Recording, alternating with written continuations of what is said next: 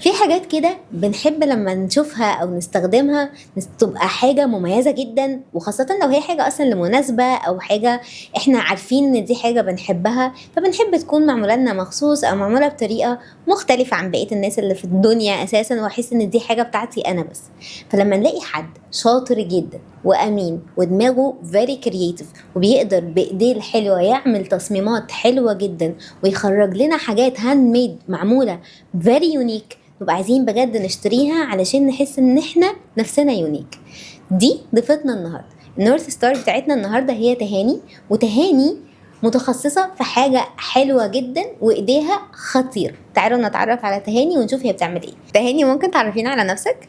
أنا تهاني، عندي 30 سنة. فنانة تشكيلية ومصممة. مهتمة بالتطريز اليدوي، بدرس جنب ده. أنا بساعد الناس إن هي المهتمة بالتطريز إن هي تكتشف حاجات أكتر ليها علاقة بيه، وتقدر توصل لمنتج راضي عنه وفريد من نوعه. ممتاز جدا. منتج راضي عنه وفريد من نوعه، سواء انا هعمله او انا هاخده، انت تقدري تعملي الاتنين. يا ترى ايه القصة اللي ورا ده؟ أنا طول الوقت من زمان جدا وأنا بجرب حاجات كتيرة قوي. أنا البنت الوحيدة، فطبعا كل الحاجات اللي مامتي بتعملها أنا كنت بعملها عشان أوكي. أنا وسط ولدين. انا اللي في النص، ومامتي اصلا خريجه اقتصاد منزلي، فهي كانت على طول بتعمل حاجات بقى يدويه، تريكو وكروشيه وكل الحاجات دي. فالحاجات دي كانت على طول بتخليني عايزه اجربها، اللي هو اشوف بقى الحاجات دي بتعمل ايه، وبما اني البنت الوحيده في كل حاجتها اكيد ليا. اوكي. بس فده كان يعني كان طول الوقت موجود، بس ما كنتش شايفاه كحاجه بيز اساسي ان انا اقدر اشتغل عليه طول الوقت يعني. انا طول الوقت كنت عايزه ادخل الاعلام، بحس ان انا بعرف اتكلم كويس وبعرف اتعامل مع الناس كويس وببريزنت يعني كويس. بس ما جبتش مجموع اعلام، فكان الحاجه اللي جنبها هي فنون جميله.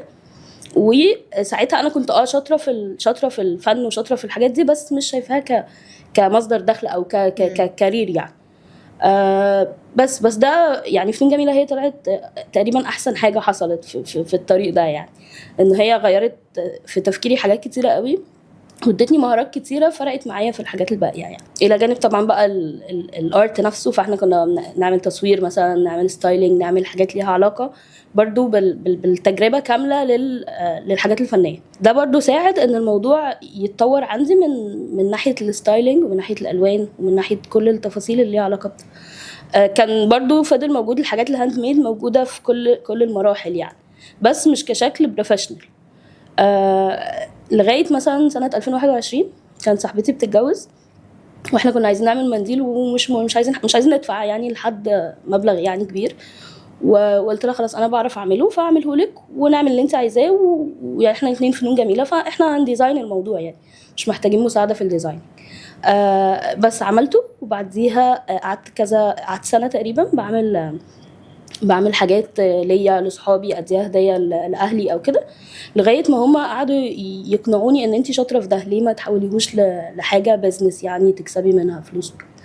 بس سنه 2022 عملت منسوج، وهو قايم على كل الحاجات اللي ليها علاقه بالتطريز اليدوي، منتجات، شنط، اكسسوارز، مناديل، حاجات كلها هاند ميد، ميكس بين الحس الفني والتقنيه اللي ليها علاقه بالتطريز يعني. بس انت كمان بتعلمي الناس تعمل ده، صح؟ انا بعلم الناس بعمل ده لان انا اوريدي بدرس.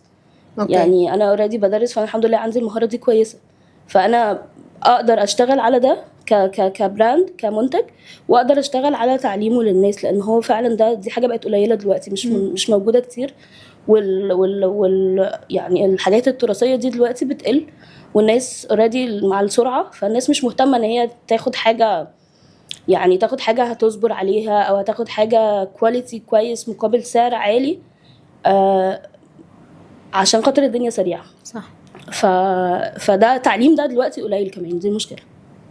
فمميز ان انت بتعمليه، يعني بتعملي منتجات مميزه وبتعلمي حاجه مميزه، فانا هسميكي دلوقتي استاذه مميزه. طيب تهاني، ممكن تقولي لي لو احنا هنشبه حياتك كده بفيلم، هيكون ايه؟ فيلم الف مبروك. اشمعنى؟ عشان هو طول الوقت يقول انا موت موتات احسن من دي بكتير. اوكي. فانا بحس ان انا طول الوقت كل ما بوصل لمعنى او بوصل لحاجه بعيد اكتشاف الموضوع تاني. يعني في كل المراحل اللي هو كان بيبقى واثق ان هو وصل لحاجه، بيلاقي نفسه ان هو لسه بيزيد او بيعرف اكتر او بيكتشف جوانب اكتر او معاني اكتر في الحياه. فانا بحس ان انا طول الوقت كده من كتر ما انا كنت بجرب، فانا كل شويه بجرب حاجه الاقيها تظبط او الاقيها ما تظبطش او الاقيها فنط على حاجه غيرها فانا الشخص ده. برافو برافو، دي ناخدها من الناحيه الايجابيه. اكيد برافو ان انت دي ميزه بتتعلمي كبيره حاجات. جدا. طيب لو انت كده عندك عاده، العاده دي ساعدتك قوي ان انت تقدري تنجحي سواء بقى في حياتك او في منسوج، ايه هي العاده؟ اعتقد ان هقول التجريب برضو، لان هو لولا التجريب انا ما كنتش هكتشف حاجات هي اصلا مش مجال دراستي.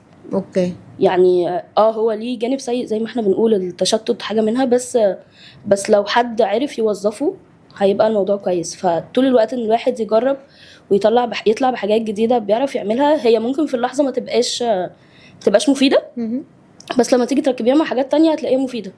يعني انا التدريس بالنسبه لي مفيد دلوقتي مع منسوج، التصوير بالنسبه لي مفيد، في حاجات كتير كنت بعملها وفي لحظتها ممكن تقولي ان هي مش مهمه، بس لما بتحتاجيها بتلاقيها لا فرق، وبتلاقي ان انت ممكن تكوني سابقه عن حد لسه هيتعلمها، او حد هيجيب حد يعملها له عشان هو مش عارف يعملها. هو التجريب. برافو.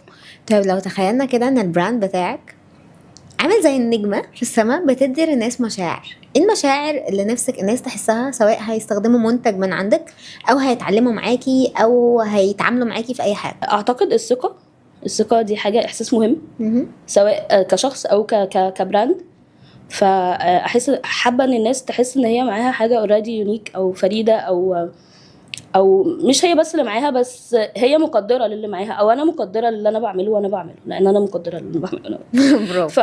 فحابه ان ده يوصل، وحابه ان الناس تحس بالاصاله، او بانه احنا عندنا اوريدي حاجات بتاعتنا، فليه دايما بنسيرش على حاجه ممكن تكون مش شبهنا ونسيب الحاجات بتاعتنا.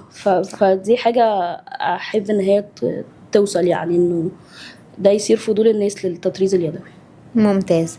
اخر حاجة، لو معاكي مايك والمايك ده هيسمع العالم كله، ايه النصيحة اللي تحبي تنصحي بيها كل الناس اللي في العالم؟ ان الناس، وده بقول لنفسي برضه، يعني مش عشان انا واصله يعني اوكي.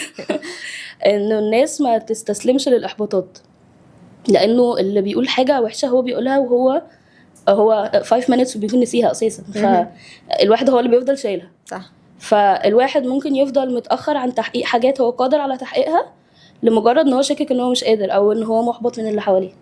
وده برضو ممكن يحصل من الواحد لنفسه، يعني ان الانسان بيكلم نفسه بشكل سيء ما يقدرش يكلم بيه حد قريب منه.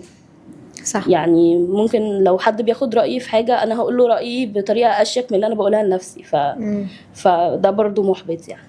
صح.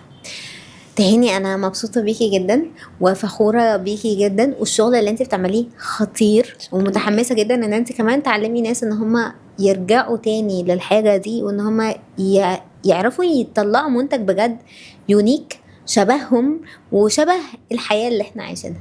فمبسوطه قوي ان انت كنتي معايا النهارده وشرفتيني ونورتيني.